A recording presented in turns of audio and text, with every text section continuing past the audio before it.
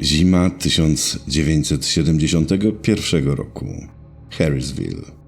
Śnieg pokrywał pola, a droga dojazdowa do domu była tak cicha, że nawet wiatr nie miał odwagi wiać. Dom stał samotnie. Stary, szeroki, z pokrzywionym gankiem i oknami, które patrzyły na świat jak oczy kogoś, kto już wszystko widział. Rodzina Perron przyjechała tu z nadzieją. Roger, Caroline i ich 5 córek. Andrea, Nancy, Christine, Cindy i mała April. Nowe życie, nowy dom, nowe wszystko. Wypakowanie rzeczy zajęło im cały dzień. Wieczorem, gdy wreszcie zasiedli razem przy kominku, Andrea, najstarsza córka, odwróciła się w stronę schodów i powiedziała: „Nie wiedziałam, że ktoś jeszcze tu jest”. Caroline spojrzała na nią z zaskoczeniem. „Co masz na myśli?” „Tam, na górze.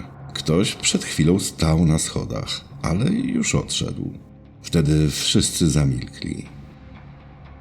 Przez pierwsze 2 noce nie wydarzyło się nic, ale w trzecią pies rodziny zaczął wyć. Nie szczekał, wył, długo, przeciągle, jakby coś widział. April nie mogła zasnąć. Powiedziała rodzicom, że w szafie ktoś oddycha. Nie szura, nie rusza się, po prostu oddycha. Cicho. Caroline próbowała nie ulegać panice. Tłumaczyła wszystko zmęczeniem i przyzwyczajaniem się do nowego miejsca. Ale kiedy znalazła starą szczotkę do włosów położoną starannie na środku łóżka, choć chwilę wcześniej schowała ją do walizki, zadrżała. A potem nadszedł zapach. Ostry, kwaśny, jak zgniłe mięso. Pojawiał się w różnych miejscach. Bez źródła, bez logiki. Jakby dom wydychał coś, co trzymał w sobie od dawna. Roger początkowo nie wierzył. To stary dom, mówił. To rury, to wiatr, to dzieci. Ale gdy drzwi do piwnicy same się otworzyły w środku nocy, a powietrze wylewające się z dołu było lodowate, przestał się odzywać. Po prostu je zamknął i zabił deską. Dom tętnił życiem. Śmiech 5 córek go wypełniał, jakby próbował zagłuszyć to, co czaiło się pod podłogą. Christine zaczęła mówić przez sen. Nie były to sny dziecka. Nie o księżniczkach, nie o bajkach. Czasem mówiła o kobietach, które płaczą. O dzieciach, które zniknęły. O mężczyźnie w ścianie. Cindy coraz częściej rysowała coś, co wyglądało jak twarze. Wszystkie bez oczu.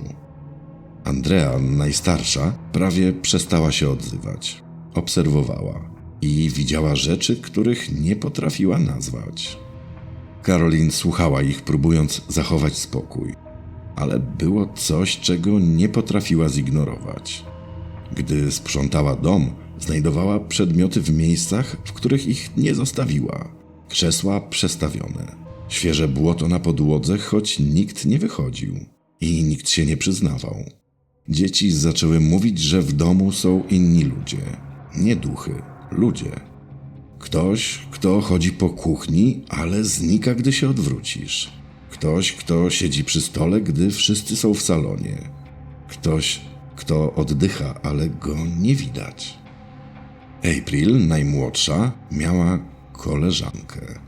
Nazwała ją Rory. Rory nie mówiła, stała tylko za drzwiami. Zawsze. Cicho. Rodzice zaczęli zauważać, że czas w domu biegnie jakoś inaczej. Zegar potrafił zatrzymać się dokładnie o 3:07 nad ranem i ruszyć dopiero po godzinie. Niektóre pokoje były zimne nawet przy pełnym słońcu. Zdarzało się, że ktoś słyszał swoje imię, ale nie było nikogo, kto by je wypowiedział. Pewnego dnia Caroline zapytała Christine: „Czemu nie chcesz spać w swoim łóżku?” Dziewczynka spojrzała na nią i odpowiedziała zupełnie poważnie: „Bo ono mnie nie lubi”. Od tego momentu Caroline wiedziała jedno: to nie była wyobraźnia dzieci. Nie wszystkie duchy dają znaki. Niektóre po prostu są. W kącie, w korytarzu, za drzwiami, które ktoś zostawił uchylone. Patrzą i milczą. Czekają, aż ty pierwszy na nie spojrzysz. Andrea zauważyła ją jako pierwsza.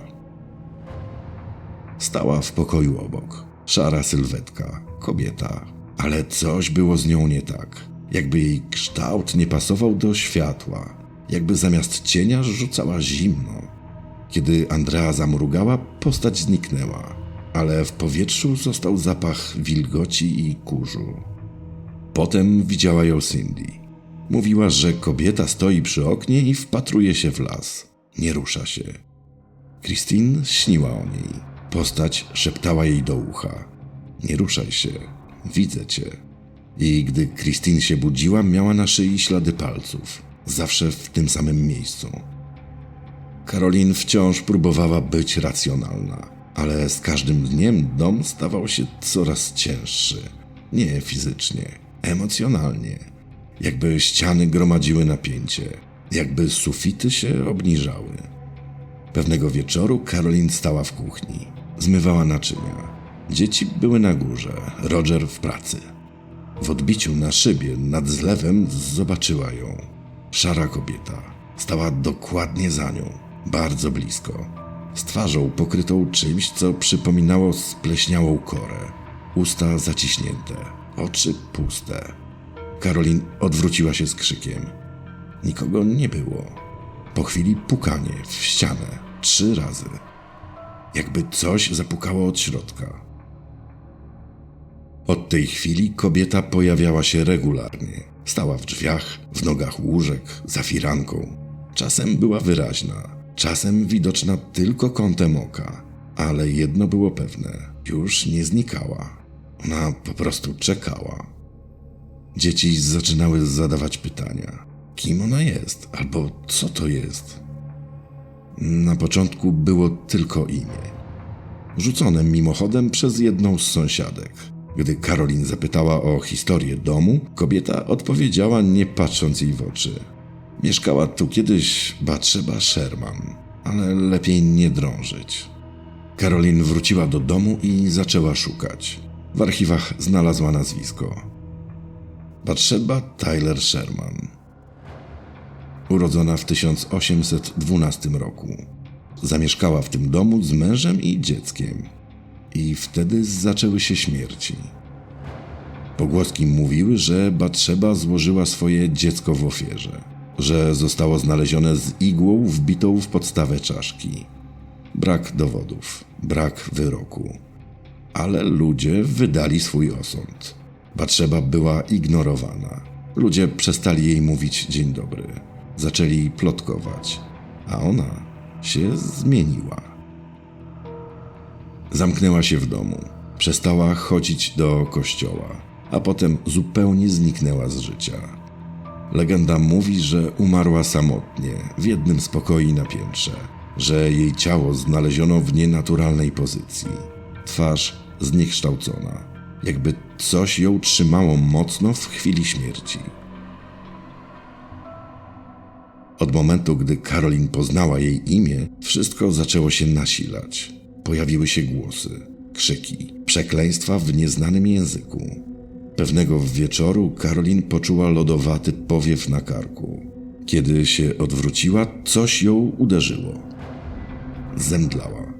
Gdy się ocknęła, jej ubranie było rozdarte, a na skórze ślad jakby po długim pazurze. Od tej pory była pewna. Bathsheba nie odeszła. I ten dom nie był już teraz tylko ich domem. Wezwani po jakimś czasie do domu Ed i Lorraine Warren potwierdzają jej lęk. Lorraine powiedziała, to nie był duch, to coś demonicznego. Ona przekroczyła granicę śmierci i nie wróciła sama. Dom już nie szeptał, on mówił. Czasem przez ściany, czasem przez sny, a czasem przez Caroline.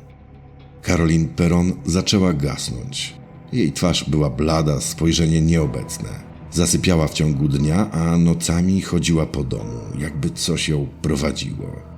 Córki mówiły, że widziały mamę rozmawiającą z pustym krzesłem. Raz Andrea zobaczyła ją stojącą w piwnicy, z głową przechyloną w bok. Uśmiechała się. ale w tym uśmiechu nie było mamy. Było coś obcego.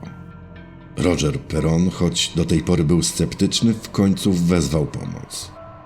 Do domu przybyli Ed i Lorraine Warren, badacze zjawisk paranormalnych. Lorraine, medium, weszła do środka i zamarła przy wejściu. Powiedziała tylko jedno: ona tu jest i nie jesteście dla niej pierwsi. Warrenowie zaczęli dokumentować zjawiska. Rejestrowali temperatury, zakłócenia dźwięku, zmiany w zachowaniu domowników. Lorraine opisała obecność jako demoniczną, powiązaną z kobietą, która poświęciła duszę, by nigdy nie odejść. Caroline zaczęła mieć ataki, nie epileptyczne, inne. Ciało sztywniało, oczy zachodziły bielmem. Mówiła słowami, których nikt wcześniej nie słyszał. Głosem, który nie należał do niej. Podczas jednej z takich nocy Lorraine zasugerowała przeprowadzenie seansu. Nie był to klasyczny egzorcyzm. Kościół katolicki nie wyraził zgody. To miało być oczyszczeniem, modlitwa i otwarcie kanału. Ale to, co się wydarzyło, nie przypominało niczego znanego. Caroline usiadła na krześle na środku pokoju. Wokół niej świece, różaniec i modlitwy. Lorraine trzymała ją za rękę. I wtedy powietrze zmieniło ciężar. Światło zgasło bez powodu, a Caroline wygięła się do tyłu z takim impetem, że przewróciła krzesło. Z jej gardła wydobył się głos mężczyzny. Ostry, gardłowy, chropowaty. Słowa nie miały sensu, ale ciało mówiło za nią. Drżało, wyginało się, jakby walczyło z czymś od środka. Warrenowie próbowali ją obudzić, krzyczeli jej imię. Ale Caroline tylko się śmiała, piskliwie, długo, a potem zaczęła płakać, krwią. Roger przerwał seans, ale od tej nocy Caroline nigdy już nie była taka sama. Andrea powiedziała po latach: tamta noc odebrała nam mamę. To, co wróciło z nami z piwnicy, miało jej twarz, ale nie jej oczy. Nie było żadnego końca. Nie przyszła chwila, w której coś pękło, błysnęło i ucichło. Nie było ostatniego krzyku. Nie było wybawienia. Po seansie z Warrenami dom zamilkł. Ale to nie była ulga. To było tak, jakby coś zamarło, ale nie dlatego, że zniknęło, tylko dlatego, że zmieniło strategię. W zasadzie Caroline wróciła do siebie, ale była jak cień. Cicha i zmęczona. Nie dotykała już dzieci z czułością. Raczej sprawdzała, czy istnieją naprawdę. Duchy nie zniknęły, tylko przestały się spieszyć. Od czasu do czasu April mówiła, że Rory znów siedzi w szafie, ale teraz nie mówi nic. Po prostu patrzy. Raz Christine obudziła się z przekonaniem, że ktoś całował ją po rękach. Bardzo delikatnie, ale nikogo tam nie było. Roger przestał mówić o tym, co się wydarzyło. Trzymał się pracy, drewna i oleju silnikowego. Czegokolwiek, co było logiczne. Andrea w sekrecie pisała. Zapisywała wszystko, co pamiętała. Dom przez kolejne lata stał się ich więzieniem. Nie mogli go sprzedać. Nie mogli uciec. Nie mogli wytłumaczyć nikomu, co tu się wydarzyło, bo kto by uwierzył. W 1980 roku w końcu się wyprowadzili i zostawili dom, ale dom nie zostawił ich. Andrea powiedziała: gdy wyszliśmy z domu, przestał być fizyczny, stał się czymś, co mieszkało w nas. Dom w Harrisville stoi do dziś. Biały, cichy, odnowiony. Nowi właściciele od czasu do czasu zgłaszają zjawiska. Dziwne dźwięki, przeciągi, uczucie obserwowania. Są też śmiałkowie, którzy śpią w środku za pieniądze. Miłośnicy grozy, turyści. Ludzie, którzy myślą, że strach to rozrywka. Andrea Perron, dziś dorosła, powtarza w wywiadach jedno. To wszystko było prawdą. Nawet to, czego nie da się opowiedzieć słowami.